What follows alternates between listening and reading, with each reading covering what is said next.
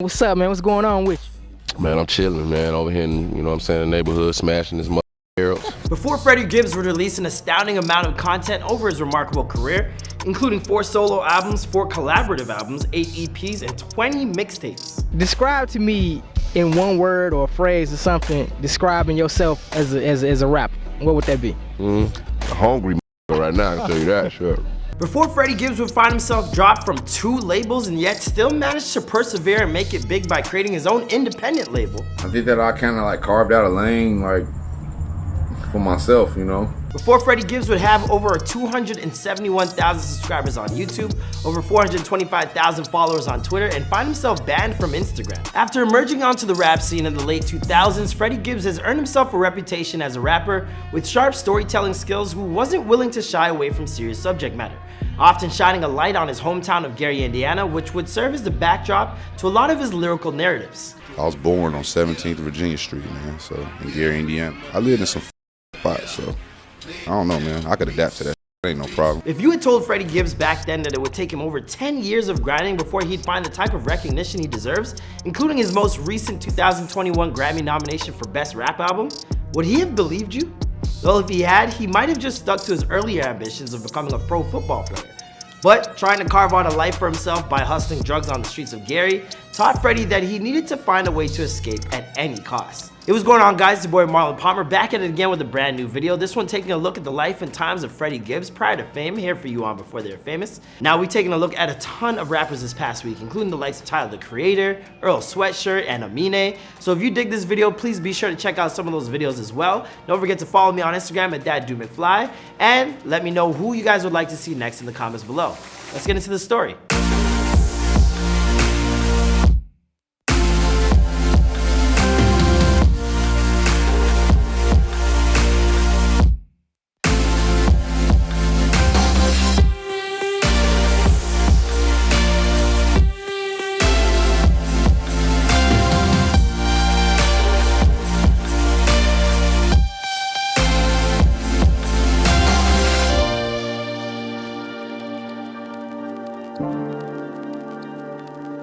Freddie Gibbs was born Frederick Jamel Tipton on June 14, 1982 in Gary, Indiana, where he was raised on the city's east side at 17th and Virginia Street.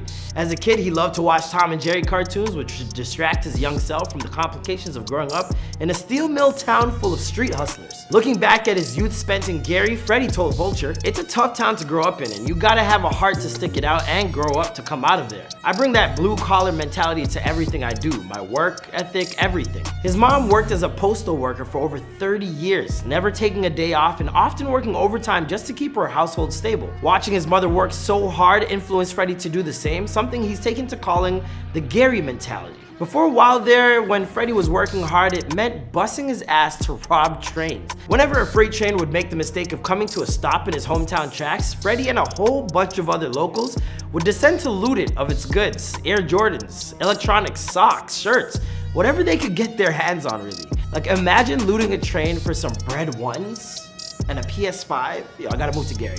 I gotta move to Gary. In fact, this was such a normal practice that even one of his own teachers was once caught partaking and fired for it. That's just how it was in Gary. Things were so desperate that Freddie could only watch as his uncle went from a street king to a drug fiend before finally being murdered. He told LA Weekly, "I once asked how he went from selling it to smoking it. He said that he'd been chasing that first great high for the last 8 years. His uncle's death would steer Freddie away from using crack himself, but it also left him with a boiling pit of rage that was bubbling underneath his surface." Freddie began hustling in early adolescence as he started selling weed, as is often the case, but eventually upgraded to selling pretty much everything, including heroin, pills, and even crack. Smoking crack is not cool. For a moment there, just after high school, it seemed like Freddie might have an out. He received a football scholarship for Ball State University after proving himself to be an all-conference wide receiver in safety in high school. But once he got to campus and realized the type of commitment it would take to succeed, including total devotion to practice, film sessions, not to mention boring classes, he began to lose interest. Instead, he returned to Gary to re-enter the hustle and bustle of the streets. Multiple incarcerations for theft and gun charges would follow until a judge offered him yet another out. Either serve the jail time he was facing or enter boot camp at Fort Jackson in South Carolina. Freddie says he was seriously considering just serving his time, but his parents talked him into volunteering. That's how Freddie found himself dealing with drill sergeants. As you can probably imagine, That didn't go too well. He was dishonorably discharged 8 months later for smoking weed and hustling. Once more, he returned to Gary, Indiana at the biggest crossroads of his life, either to make it out of Gary, Indiana for good or get lost in the streets. That's when Freddie discovered the studio of a local producer named Finger Roll. He was there to sell his goods, but he soon discovered that he could rap better than anyone else coming through the studio.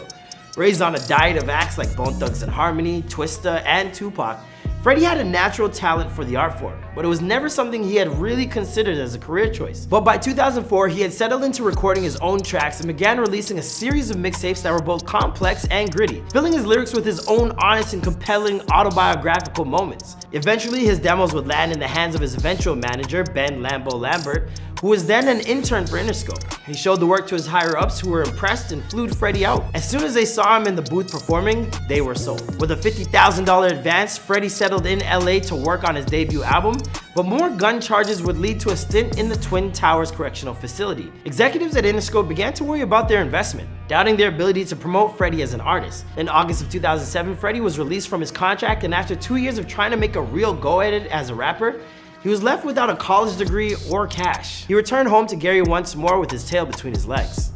Interscope, that I had difficulty with, it was just the people that was running my situation. It wasn't more so Interscope that I had an issue with, because, they just didn't really know what was going on. Surviving in Gary meant more shootouts and altercations. Then, when his girlfriend became pregnant, Freddie moved with her to Atlanta, hoping the change of scenery would do him good.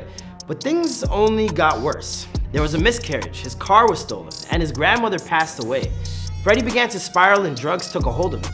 He told LA Weekly, "I started popping Oxycontin for my headaches, sprinkling pills on my weed. I was finished with rapping and just trying to hustle to start a business." It was then that a Venice-based producer friend, Josh the Goon, began pleading with him to return to LA. After a while, Freddie finally gave in and accepted a plane ticket back, only to find himself crashing on friends' couches for the next 6 months. LA is so expensive.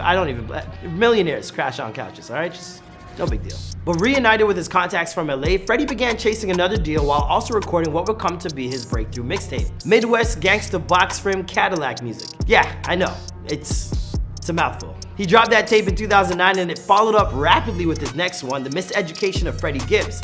Less words and bigger impact. Thanks to still fledgling rap blogs like Pitchfork and The Fader, Freddie began receiving more attention than he ever had before. By 2011, Jeezy signed him to his imprint label, CTE World, a relationship that would produce 2 further mixtapes, Cold Day in Hell and Babyface Killer, before running its course in just a year. In 2012, Jeezy told MTV that while he thought Freddie's music was dope, no label wanted to sign him, and he just couldn't be helped. This facilitated a very public falling out between the two, but for his part, Freddie doesn't hold any hard feelings after all these years later. He recently told Vulture, "I don't have beef with him like other people may. I think it's just 2 guys who didn't communicate correctly. He had a vision and I had my vision, and we just couldn't come to a common agreement." Freddie pushed forward by forming his own independent label titled ESGN and self-released Evil Seeds Grow Naturally in 2013, before dropping his collaboration album Pinata with Madlib that really helped his career catch fire. I think at the end of the year list, you definitely got to put me up there with some of the best albums of the year. These two might seem like polar opposites, but when they come together, beautiful music is made. Madlib's trailblazing avant-garde production mixes with Fred's husky voice, and their chemistry is just undeniable. Just as things were finally coming up roses for Freddie after over a decade of trying to make it big, he found himself with one last gigantic hurdle, catching a sexual assault charge in the country of Austria and getting locked up for 4 months. Suddenly, Freddie found himself fighting for his freedom, but DNA evidence would eventually clear him of all charges and point the investigation towards one of his closest friends, who was ultimately charged with the crime. During his time locked up, Freddie would write what would come to be known as 2017's You Only Live Twice, an album that finally found Freddie being accepted as a type of hood street prophet he always knew he was. The next year, he would release 2 more albums, a solo record called Freddie, and a collab album with Currency and The Alchemist titled Fetty. Then in 2019, Freddie and Madlibs would team up once again to drop Bandana, which would become one of the most critically acclaimed hip-hop albums of the year. But it was last year's collaborative effort with The Alchemist titled Alfredo that would finally see Freddie climb to the top of the hip-hop scene, earning himself his very first Grammy nomination for Best Rap Album after nearly 2 decades in the business. So that brings us back to our earlier question. If you told Freddie 10 years ago that he'd have to wait this long to find mainstream success, would he still do it?